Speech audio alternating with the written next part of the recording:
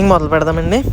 ఈరోజు మనం ఏంటంటే అండి, main topic coconut oil manufacturing ఎలా వస్తుంది, సీడ్ మాకు ఎక్కడి నుంచి వస్తుంది, ఏంటి ఇవన్నీ చెప్తాం ఒకసారి అండి.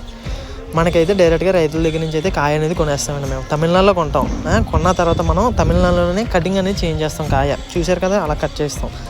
అది ఏమాత్రం తేడా చేసినా మనం ఇంకా చూసుకోక్కర్లేదండి చేతులు అనేది. తర్వాత మనం ఏం చేయలేం.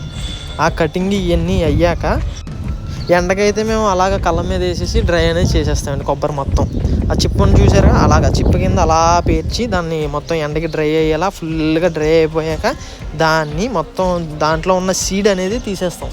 దాంట్లో ఉన్న సీడ్ తీసేసిన తర్వాత మేము గుంపు కింద వేసేస్తాం, అలా ప్యాకింగ్ కోసం అనమాట. ఆ తర్వాత దాంట్లో నిమ్మి పట్టిని అని బూజు పట్టిని అన్నీ సెపరేట్ చేసేసి మంచిది ఒక క్వాలిటీ తీసి మేము ఆడిస్తాం. అది చూసారు కదా ఆయిల్, అప్పుడు నెంబర్ 1 ఆయిల్ అనేది మనకు వస్తుంది.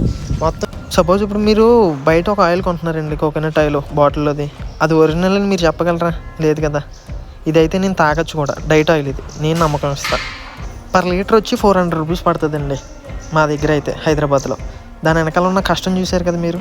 అది ఆలోచించండి ఒకసారి. ఉంటా మరి. తల్లి పాలుతో సమానం అండి మా కొబ్బరి నూనె కూడా, 100% pure and natural. Thank you.